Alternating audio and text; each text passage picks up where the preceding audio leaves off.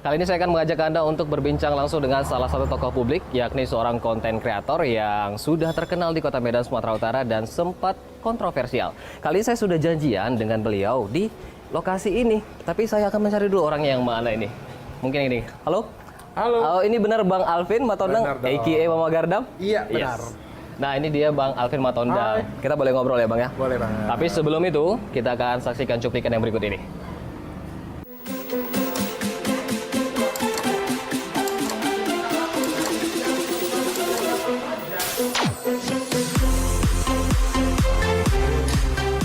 Alvin Matondang merupakan salah satu konten kreator asal Kota Medan, Sumatera Utara yang terkenal lewat sosok Mama Gardam. Nama Alvin semakin melejit sejak keaktifannya memposting video Mama Gardam lewat sosial media Instagram dan YouTube yang dikenal menghibur, lucu, dan identik dengan logat bicara warga Medan. Tapi normal dia minta maaf kak, ini nggak pura-pura nggak terjadi apa-apa aja. Kenapa nggak pala kayak gitu coba? Dan kita ya maaf pak yuk. Wah hatiku. Mana aku tidur mas? Orang pada cempreng, libur kali. Belajar aja pun aku tidur terus kau ngantuk pula aku jadinya. Jawab sih kak. Selain menjadi seorang konten kreator, Alvin juga aktif sebagai penyiar radio sekaligus menjadi influencer di kalangan milenial yang kini memiliki penghasilan per bulan mencapai 50 juta rupiah. Dengan kesuksesannya menjajal dunia kreatif, ia pun kerap menjadi narasumber di berbagai seminar yang memberikan edukasi untuk menjadi konten kreator yang positif dan menginspirasi. Kesuksesan Alvin sendiri tidak lepas dari dukungan keluarga, di mana Alvin juga kerap melibatkan anggota keluarganya dalam pembuatan konten video Mama Gardam. Sebelum menjadi konten kreator, Alvin pernah bekerja sebagai karyawan di salah satu hotel di Kota Medan hingga menjadi sales panci keliling.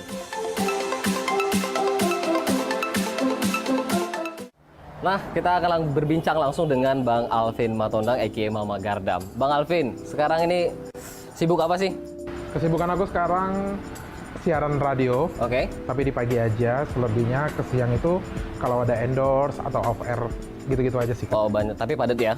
Lumayan. Lumayan. Kemudian Bang Alvin ini sebenarnya Bang Alvin ini konten creator, selebgram, dubber, influencer, atau mau disebut apa nih sebenarnya? Kalau aku semua mau disebut ya. Multi talent saya kan. Tapi kalau dulu itu orang nyebutnya content creator karena dia buat karya di Instagram. Jadi disebut dengan content creator. Cuman sekarang lebih banyak orang nyebutnya influencer, selebgram juga ada gitu. Oke, tapi basicnya adalah content creator. Kemudian Basicnya content creator, tapi semua bisa aku kerjain. bisa dikerjain luar biasa, multi talenta. Kemudian Bang Alvin, kenapa sih memilih untuk menjadi content creator dan sebelumnya kerja apa sih? Sebelumnya aku pernah jadi sales juga, pernah jadi pelayan di ayam-ayam penyet gitu baik. kan. Terus terakhir kali kerja itu sebagai resepsionis di salah satu hotel di Kota Medan. Kenapa jadi content creator? Tadinya awalnya iseng-iseng nongkrong kali, oke enggak ya. Tapi bener, awalnya iseng-iseng kayak jadi ada orang di hotel yang nyarankan, "Bang, dulu aku doyan foto, upload ke Instagram bang fotonya, karena Instagram itu untuk tempat foto dan video," kata dia. Lalu zaman video 15 detik itu aku buat video, terus sama ponakan-ponakan kolaborasi pertama itu lucu-lucuan. Akhirnya ya udah, jadilah banyak dikenal orang, ada beberapa video yang viral, terakhir ketagihan. Ketagihan ya, tapi dari berawal dari nongkrong kemudian muncul ide-ide tersebut ya. Benar. Kemudian Bang, ini kan sudah terkenal sekali. Boleh tahu dong, berapa sih pendapatannya saat ini? Kalau pendapatan aku, 1 bulan bisa mencapai 50 juta. Luar biasa. Kemudian Bang, udah sampai di titik ini, seperti apa sih suka duka dan perjuangan Bang Alvin untuk sampai di titik ini sendiri? Suka dukanya pasti setiap orang yang hidup di dunia ini ada yang suka, ada yang enggak. Pada saat kita ketemu yang suka, dia ngasih support, ngasih pujian, tapi di balik itu ada juga yang nggak suka, pasti dia mencela segala macam. Tinggal lagi gimana akunya yang memainkan emosiku. Kadang pada saat lagi enak gitu kan, ada orang yang nggak suka, "Bang, gini-gini dasar kau gini segala macam kan." Emosiku disitulah kayak yang aduh, lanjut nggak ya? Menanggapi haters itu tadi. Tapi itu nanti kita akan bahas. Selanjutnya adalah Bang, apa sih yang membedakan Alvin Matondang dengan konten Mama Gardamnya dengan konten kreator lainnya yang ada di Kota Medan atau di tempat lainnya yang sama-sama menggunakan karakter ibu-ibu? Oke, kalau aku konten Mama Gardam itu lebih khas dengan sosok karakternya di Kota Medan. Kota Medan itu identik dengan orang Batak. Baik. Walaupun memang banyak orang Melayu dan segala macam, tapi Batak itu kalau orang tahunya Medan, Batak. Oke. Nah, Mama Gardam itu udah bener-bener Batak kali. Batak kali. Benar. Oke. Dari segi kostum, dari segi bicara itu benar-benar menampilkan orang awam Bataknya Medan gitu. Oke, kemudian pentingnya brand image untuk seorang konten kreator seperti apa sebenarnya? Brand image otomatis semua orang yang ini pasti perlu image. Ya. Apakah image baik atau buruk, biar itulah yang dilihat di masyarakat. Tapi kalau image Mama Gardam ini sosok karakter yang aku buat dia mengedukasi, Oke.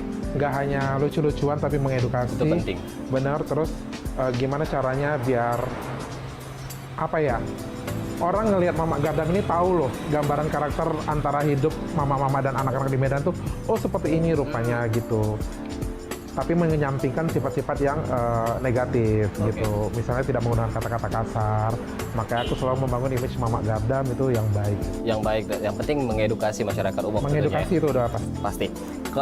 Tanggapan Bang Alvin sekarang saat ini kan banyak sekali menjamur fenomena-fenomena konten kreator yang mulai bermunculan, itu seperti apa? Itu udah pasti ya, karena kan yang namanya apa ya? Kalau kita berkarya pasti bakal ada orang-orang yang melihat, Oke. bakal ada orang-orang yang terinspirasi.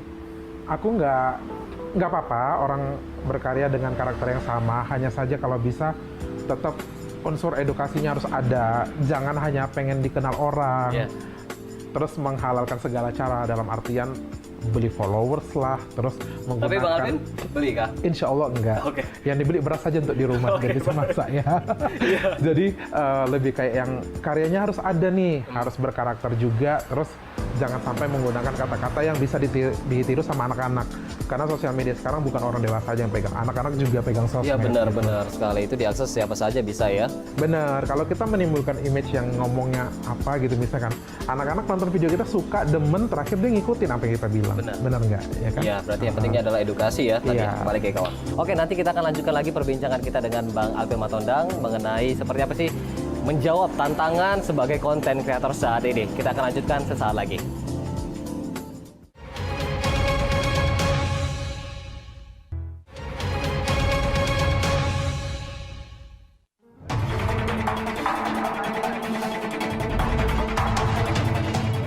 Di balik suksesnya Alvin Matondang lewat Mama Gardam, sosok Alvin juga sempat heboh karena berseteru dengan salah satu publik figur yakni Bella Sophie. Kasus ini bermula saat Bella Sophie merasa dihina dengan sebuah konten video yang diposting oleh Alvin Matondang dan melaporkannya ke Polda Metro Jaya pada Desember 2015 lalu. Alvin pun balik melaporkan Bella Sophie terkait isu SARA atas penghinaan terhadap suku Batak. Namun, akibat kasus tersebut, Pengadilan Negeri Jakarta Selatan memutuskan Alvin resmi ditahan dan mendekam di Lapas Kelas 1 Cipinang, Jakarta. Kita lanjutkan lagi perbincangan kita dengan Bang Alvin Matondang. Bang Alvin, ngobrol-ngobrol nih soal kemarin kan tahun 2015 sempat terjerat kasus dengan salah seorang public figure. Itu gimana sih ceritanya? Lebih tepatnya 2016. 2016? Iya. Oke. Sebenarnya itu nggak di luar dugaan aku, jadi kayak yang ada satu statement dari si beliau yang memang aku sebagai orang Batak merasa tersinggung gitu. Baik. Karena kan di Indonesia ini masalah ras, masalah suku, agama itu sensitif sekali kan. Jadi sebagai anak muda Batak ya kan Bang, keluarlah jiwa-jiwa ininya, jiwa-jiwa orang Bataknya ya kan. Jadi di situ aku kayak yang emosi meluap-meluap, meletup-meletup. Buat video kayak yang bilang aku nggak senang loh dengan statement ini gitu. Cuman ya memang karena niat yang baik itu tadi, tapi memang caranya mungkin yang salah gitu. Dan akhirnya video itu viral di mana-mana dilihat orang, dan si mbaknya juga memanfaatkan momen tersebut gitu. Oh baik, emang kemarin itu terjerat jadi kasus apa nih? Dia dikenain UU ITE, pencemaran nama baik dan penyalahgunaan sosial media melalui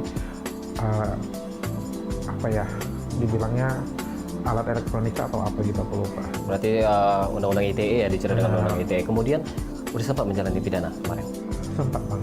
Berapa lama Bang Alvin? Nggak mungkin coba-coba aja ya kan. Jadi aku ngejalanin itu hampir sekitar 8 bulan lah, 8 bulan lebih. Oke, baik, kita tinggalkan itu, tapi kita akan coba apa sih pelajaran yang diambil seorang Alvin Matondang dari kasus yang sempat menjerat? Pelajaran yang aku ambil di sana juga aku banyak belajar kayak mana kita harus menghargai kehidupan di luar. Kadang kan kita udah ngerasa bebas aja, banyak hal-hal yang bikin kita nggak ngerasa bersyukur gitu. Cari kerja gampang, makan gampang, di sana kita nggak bisa sebebas itu gitu.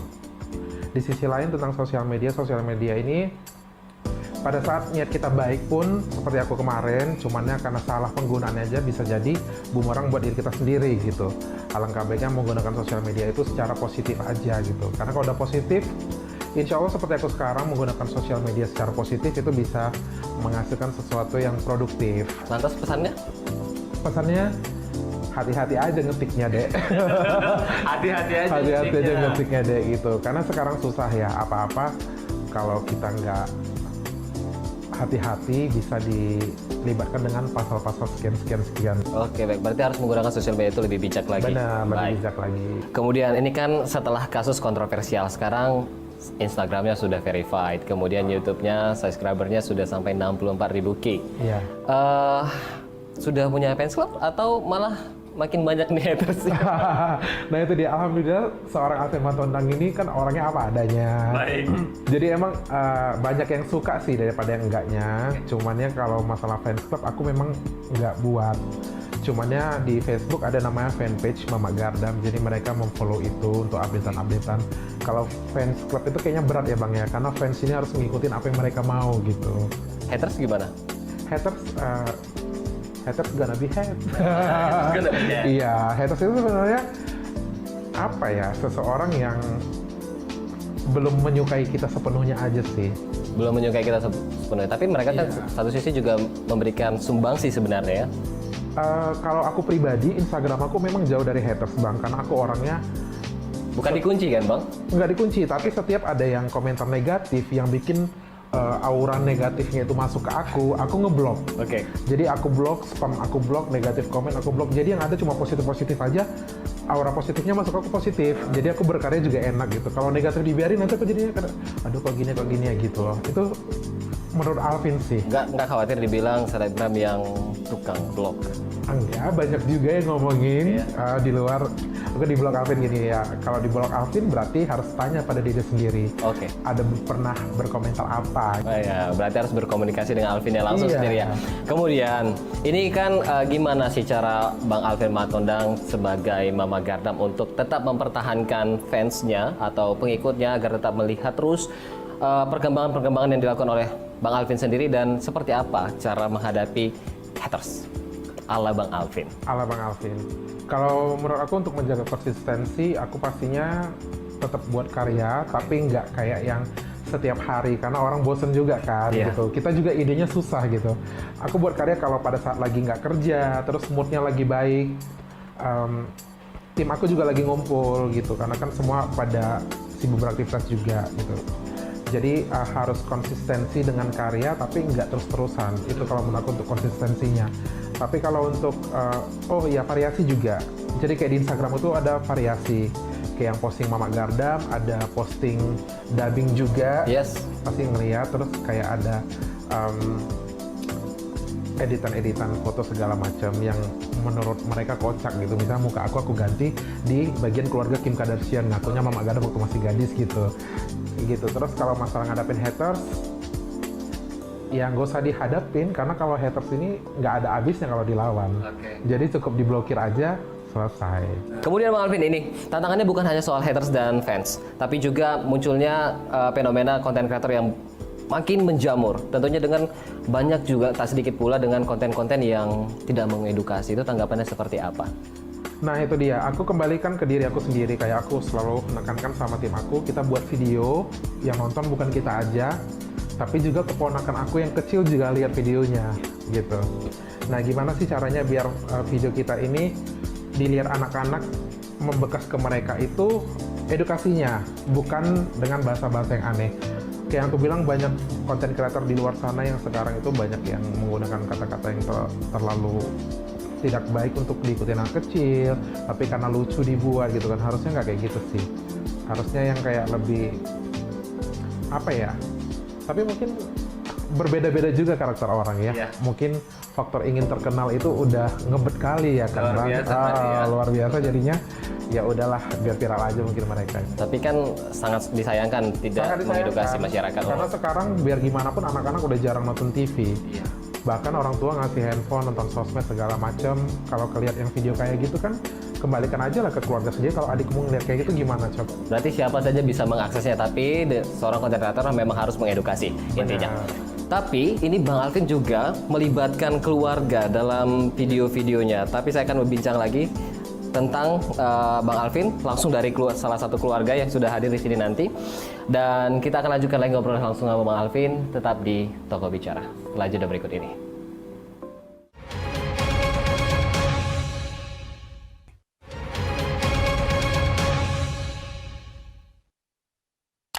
Cak, Apa, Ma? apa-apa. Sini kau. PR-mu udah disiapkan. Udah loh. Jangan udah-udah aja. Ih, Muncul tadi kan kau tuh cepet kali udah. kalau udah pengen orang tua. Udah. Mama pun, tadi udah. Kan udah aku tunjukin Mama. Mana yang kau tunjukkan itu buku gambar? Itulah PR Uco, jadi mana lagi? PRMM lo, Cok. Kayak mana sebiji ini? Gak usah Nih, ngelawan aja kepala apa? Uco tambah-tambah lagi. Kali-kali Lebih lagi. pening mana sama sekolahmu ku bayar tapi kau nggak mau sekolah. Mau jadi apa kau udah besar? Luar biasa, ini lagi marahin ya. Lagi marahin. Cumannya arwahnya kurang masuk karena nggak ada songkoknya. Oh iya. Biasa kan ada songkoknya Harus di ada songkok, baca-baca dulu kan, Bang? Oke. Baru. Biasa keren loh ini. Ini udah bergabung sama kita Muhammad Ari Indrawan, keponakannya Bang Alvin. Bang Alvin Matondang. Nah, Bang Alvin, sebelum aku ke Ari nih, ngomong-ngomong gimana sih bisa mengajak keluarga nih? Beda kan? Beda sendiri nih. Ramein keluarga untuk di videonya. Gimana ceritanya?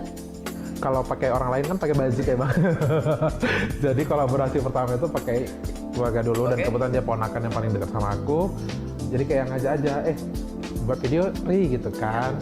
Om jadi Mama Kardam, Ari jadi Ucoknya, mau nggak? Tadinya dia belum yang ngerti improvisasi, masih yang aku ajarin nanti ngomongnya A, I, O, E, O ya. Itu yang dilakukannya, tapi sekarang udah ngerti kayak Sudah ngerti. tadi udah kasih poin aja, poinnya nggak ngerjain PR kena marah. Dia udah Oke, tahu ngapa-ngapain. Susah nggak sih ngajarin keluarga untuk berakting? Apa ya, karena kita juga keturunan dari Pevita Pierce yang bakat aktingnya dari keluarga. Iya kan? Luar biasa. Jadi ya gampang aja. Gampang aja. Yang paling susah siapa? Yang paling susah Wak Naga. Wak Naga itu ibunda. Ibunda. Karena kan kalau mama usia udah lanjut, jadi daya ingatnya juga menurun kan. Jadi harus berulang-ulang kali take, terus mulutnya suka serimpet juga gitu.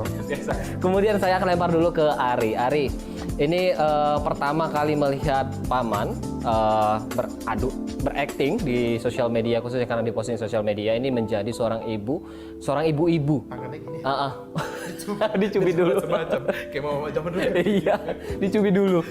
Shock nggak sih atau takut nggak sih dengan stigma masyarakat bahwasanya pamannya Ari ini berperan sebagai ibu-ibu perempuan? Tadinya aku malu. Ya kan? Malu loh bang. Iya, tengok aja, gak ada pakai lagi mesti. Janganlah. Tadinya malu untuk di Instagram dilihat temen pakai bedak apa segala macam kan. Terus aku diajarin Om, udah pikir positif gitu. Kita buat video ini untuk yang lain juga.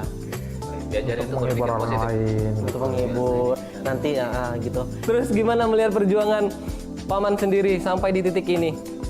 Sampai di titik ini alhamdulillah tenang. Itu kami awalnya ya buat itu mulai dari kamera. Oke, betul-betul. Iya, kamera handphone. Ngeditnya juga masih delay. Nge-crop ya namanya, crop ya. Iya. Menjatuhkan scene Iya, per scene. menyatukan video itu. Crop sampai sekarang kami tuh bisa beli kamera dari hasil video kami, ngeditnya juga udah bisa dari laptop sekarang. Jangan dikurangin beli kereta, beli mobil. Sudah bisa dapat fasilitas-fasilitas lainnya. Kamu Ya? ada mobil belum? Belum, boleh dong. Ya, iya. Beliin lah, beliin. Nanti kita beliin mobil-mobilan. Ditunggu ya, ditunggu. Mobil-mobilan. Kemudian sosok Alvin Matondang, paman sendiri di mata Ari sebagai keponakan dan keluarga. Jujur ya, jangan dipandangin, Bang Alvin. Lihat rumput. Om ini dia baik. Dibilang sama duit itu nggak royal. Royal. Nggak royal. Nggak royal. Kalau nggak royal pelit dong. Nggak royal, nggak. Sama aku nggak royal, Bang. Oh oke, baik. Lihat aja kalau minta pulsa ya. Udah royal, terus dia nih bisa gimana ya? Dalam keluarga dia paling bisa menghibur kalau dalam suasana sepi, barat kayak lagi ada yang sedih, lagi yang berantem, dia bisa menengahin, juga bisa menginspirasi dalam keluarga lah. Dia juga selalu support ke hal bidang positif. Kalau misalnya Om Ari mau kayak gini, menurut Om bagus nggak? Dia kalau menurut dia hal itu positif, bagus, dia juga nge-support gitu. Dan itu juga dijalanin. Bukan ke orang tua Ria aja juga curhatnya, bahkan ke dia Berarti juga. paman yang support kepada keluarganya sendiri dan selalu memberikan nasihat-nasihat. Oke, terima kasih Ari. Kan kita akan balik lagi ke Bang Alvin yang kita akan menjawab pertanyaan-pertanyaan netizen. Kemarin aku sudah post di Instagram, akan berbincang dengan Bang Alvin sendiri langsung hari ini. Ini yang pertama dari @carolina_bangun. Ini dia nanya, kenapa namanya Mama Gardam? Oh, oke. Kenapa namanya Mama Gardam? Karena Gardam itu sendiri adalah bahasa yang lazim yang banyak dipakai oleh orang Medan, orang awam. Bilang kan karakter seseorang yang jenggo, yang keras, yang ngomongnya apa adanya. Kalau di Jakarta bilangnya nyablak, kalau di Medan itulah dia sosok Gardam gitu. Gardam. Oke. Kemudian ada yang selanjutnya ini ada dari Boy Pratama _. Berapa sih penghasilan? Mungkin ini ditujukan di Instagram kali ya, Bang Alvin. Kalau di Instagram, makanya aku bilang gunain sosial media kamu secara produktif, karena semua yang di Instagram itu bisa dijual. Bahkan bio profil di Instagram aja ada harganya gitu. Kayak aku kalau bio profil aja bisa 1,5 juta harganya gitu. Itu per hari. Per hari. Per hari. Endorse-nya? Endorse-nya bisa 5 jutaan dan per bulan bisa mencapai kalau lagi rame itu 50 juta dapat. 50 juta tadi yang paling disampaikan. dikit 20 juta pasti dapat. Wah, per bulan. Luar biasa. Selanjutnya ada ini dari @Riwanto Tambunan. Kenapa nih katanya abang jadi penyiar radio? Emang udah gak ada job lagi ya? Iya, baik-baik kali ya. Jadi, karena aku orangnya emang terjun di radio itu dari tahun 2006 sih. Di Bogor, di radio komunitas. Terakhir ke radio komersil juga di Medan, udah ada beberapa. Dan terakhir di salah satu radio di Medan. Sekarang udah kontrak setahun karena memang passionnya di situ, di ngomong. Kemudian ini yang terakhir dari @Firdaus MS. Benar nggak sih ide Mama Gardam ada yang ngejiplak? Benar. Oh ya. Benar sekali. Jadi kalau aku bilang banyak orang yang siapa sih yang di awal di Medan ini menciptakan sosok itu? Aku berani bilang aku. Oke. Di YouTube juga pernah aku bahas. Aku pertama kali yang ngeluncingkan sosok karakter mama-mama dan anak-anak. Banyak yang ngikutin sekarang. Cumannya mungkin nggak mau ngomong, gengsi, tinggi gengsi. Apa salahnya bilang terinspirasi gitu? Karena aku juga orangnya ya. Kita berkarya menginspirasi orang lain bagus dong. Berarti karya kau diingat sama orang. Orang itu pengen buat juga hal yang sama. Cuman ya anak-anak Medan ini banyak gengsinya gitu. Emang Mama Gardam udah dihapatenkan nggak sih? Belum, tapi dalam waktu dekat ini. Karena nama Mama Gardam sendiri udah banyak dipakai. Jadi kayak kafe juga ada yang pakai kafe Mak Gardam. Apalagi idenya ya? Apalagi idenya. Sampai followers banyak nanya di DM, Bang, abang buka kafe ya di sini-sini. Aku sampai repot ngejawabnya. Harus ditunggu nih hak patennya dari Bang Alvin sendiri. Dan terakhir Bang Alvin, ini trik dan tipsnya menjadi seorang content creator yang tentunya positif dan mengedukasi disampaikan ke masyarakat. Kalau menurut aku tips dan triknya itu apa ya? Buatlah karya sendiri, walaupun kamu terinspirasi dari orang lain nggak apa-apa. Tapi yang jelas harus konsisten jangan pengen cepat naik, karena sesuatu yang cepat naik itu kalau turun nanti juga hilang biasanya. Tapi kalau pada saat kita konsisten, dia akan terus diingat gitu. Nggak perlu cepat-cepat naiknya, pelan-pelan aja. Kayak naik tangga aja pelan-pelan. Aku juga dari nol banget kok. Dari yang nge-like foto, video cuma 2 orang, 7 orang, sampai sekarang banyak yang nge-like gitu. Oke, baik. Terima kasih luar biasa sekali. Terima kasih Bang Alvin sudah berbincang dengan kita di sini. Terima kasih Ari Indrawan sudah bergabung sama kita. Demikianlah bincang saya sama Bang Alvin. Memang pemirsa, platform digital itu menjadi salah satu sosial media menjadi wadah bagi siapa saja di luar sana yang ingin mengkreasikan diri untuk memberikan ide konten kreatifnya yang dimilikinya dengan tidak menyampingkan nilai-nilai edukasi. Apalagi saat ini sosial media menjadi salah satu sarana yang mudah, murah, dan efisien untuk diakses siapa saja dengan konten apa saja hingga viral. Dan demikianlah Toko Bicara kali ini bersama dengan Alvin Matondang aka Mama Gardap. Dan jangan lupa saksikan Toko Bicara selanjutnya dengan sosok-sosok inspirasi yang berikutnya. Sampai jumpa.